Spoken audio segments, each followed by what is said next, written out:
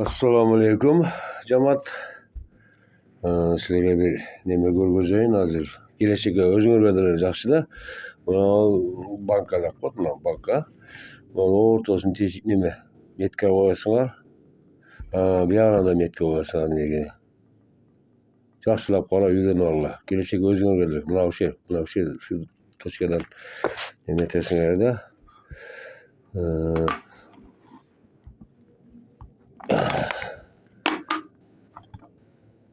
Так. Adaştırmagıla da. Da samarezi buraysыңар bu şerge.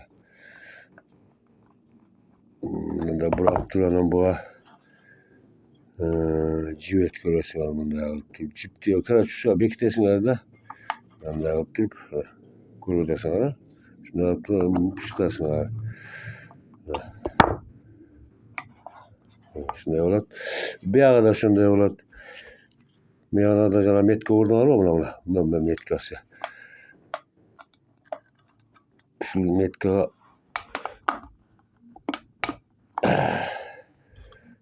evet, 10 gelbeyt etti. Şunu yüreğini algıla buna. Bunda alasılar da ciptin ikinci başın bu orası var. Bunda alıp orada var mı? Piştas var bunda. Tak. Tupten bercesi var. Olgun bir altırda. Bunda alıp ikinci daha cevap piştas var da. Gördün ara.